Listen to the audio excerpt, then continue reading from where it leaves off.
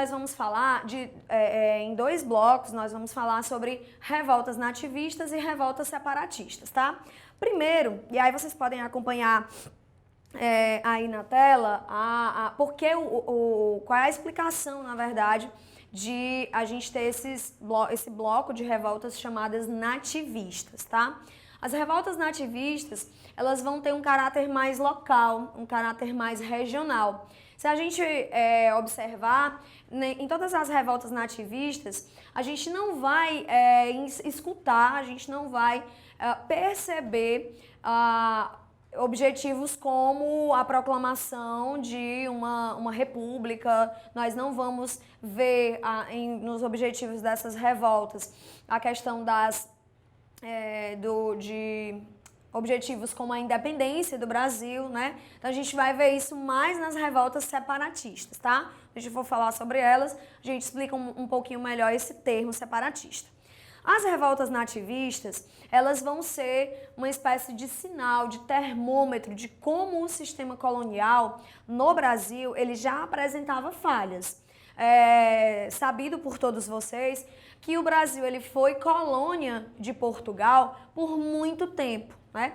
E esse sistema colonial, desde o seu início, apresentava diversos problemas. Como, por exemplo, a gente percebe que esses problemas, eles eram identificados, aliás, eles eram provocados pela falta de incentivo, a falta de investimento que a metrópole deixava a desejar com relação à colônia, né? Então, Portugal era uma metrópole, mas muitas vezes falhou no sentido do investimento aqui na colonização, né? No processo colonial, na administração, né?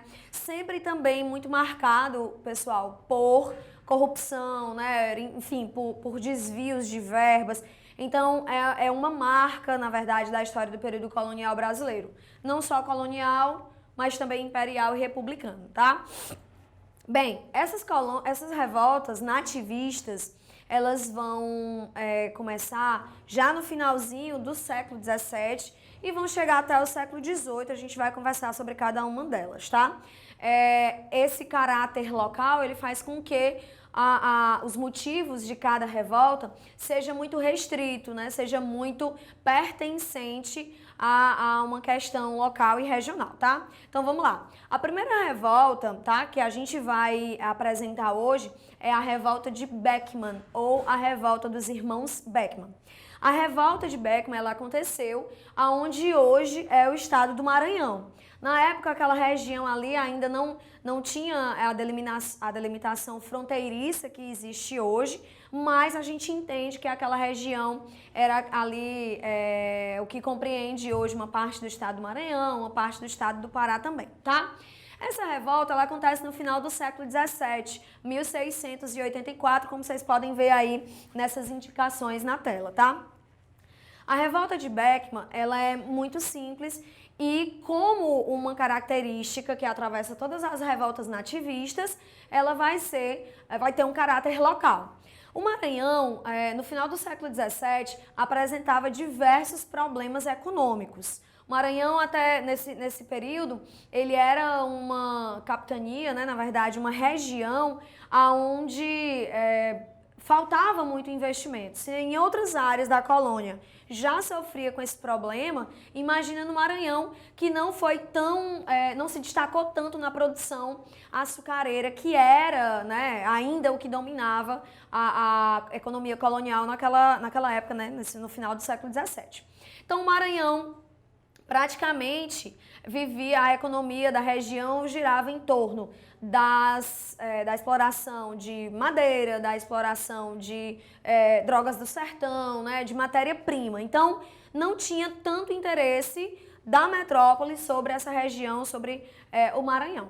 E aí, havia ali uma ausência, digamos assim, de mão de obra escrava, né? Então, cria-se, a metrópole intervém nessa situação econômica e cria a chamada Companhia de Comércio do Maranhão. Essa Companhia de Comércio foi criada em 1682, onde ela ia monopolizar o comércio naquela área, o comércio naquela região. todos os produtos manufaturados que viriam da Europa chegariam no Maranhão a partir dessa companhia de comércio. Isso, óbvio, provocaria ali uma tensão entre os colonos e os colonizadores. Por quê? Porque essa companhia, como ela monopolizava o comércio, ela vendia os produtos a preços altíssimos e comprava a matéria-prima dos colonos a preços muito baixos. Então isso vai gerar o que era, na verdade, para resolver o problema, acaba agravando ainda mais a relação entre colonos e colonizadores, tá?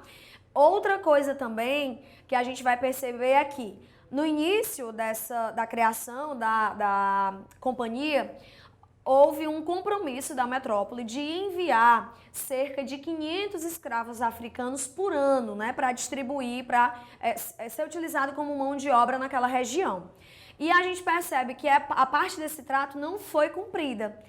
Essa companhia de comércio, ela teria uma durabilidade de pelo menos 20 anos, né, onde iria monopolizar o comércio daquela região. Ao longo desses 20 anos, se colocasse essa meta de 500 escravos por ano, ia dar, no final dessas 2 décadas, aí um número de 10 mil escravos. Só que essa parte, ela não é cumprida pela companhia de comércio no Maranhão, o que vai fazer com que os latifundiários, né, o que vai fazer com que aquelas pessoas que eram donos de grandes posses de terras, elas acabem elas acabem encontrando uma saída, né, uma medida paliativa, digamos assim, que era a escravização indígena. A escravização indígena no Brasil, ela sempre aconteceu, desde o início do período colonial. No entanto, houve um desencorajamento dessa escravidão indígena por parte dos jesuítas. Lembrem-se que os jesuítas, eles vieram para a América na missão catequética, né? Na missão de catequizar esses indígenas, de converter esses indígenas ao catolicismo. Então, isso já como uma missão da companhia dos padres jesuítas, criada no contexto da Contra-Reforma religiosa lá na Europa, tá? Então, o que é que nós temos? Um conflito que se desenha entre os latifundiários que queriam escravizar os índios e os padres jesuítas que se opunham àquela escravidão. É óbvio que os jesuítas, eles tinham interesse sobre os indígenas. Além de catequizar, os indígenas também eram utilizados como mão de obra nos aldeamentos, né, que eram as antigas, na verdade, nas missões jesuíticas, que eram as antigas aldeias. Então havia aí um conflito entre latifundiários e os padres jesuítas. Isso desenha um cenário de guerra, um conflito entre essas 2 partes, principalmente por conta da escravidão indígena, tá? E aí, gente, nós temos 2 lideranças importantes.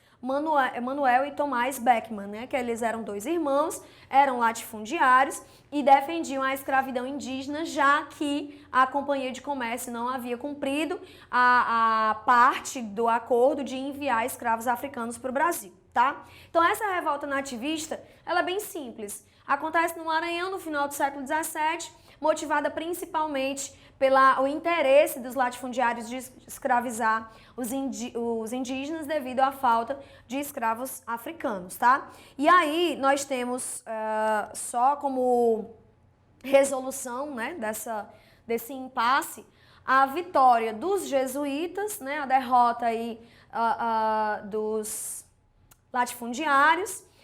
Os indígenas, né, eles ainda continuaram sob, abre aspas, né, a pseudoproteção dos jesuítas, certo? A Companhia de Comércio, uma observação importante.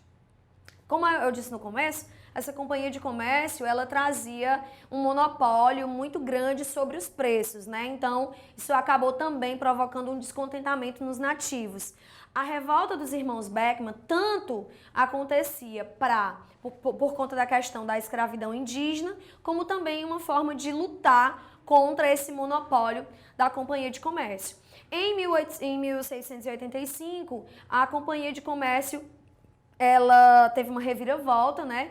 Ela continuou existindo, no entanto, o monopólio acabou. Então, também aí teve uma espécie de vitória para os nativos, quando o monopólio é cessado e aí há uma liberdade maior no comércio com relação à capitania do Maranhão, tá? A região que hoje corresponde ao estado do Maranhão, ok? Beleza? Então essas são informações importantes sobre essa revolta nativista. Eu espero ter contribuído com vocês, né, nesse assunto e é isso.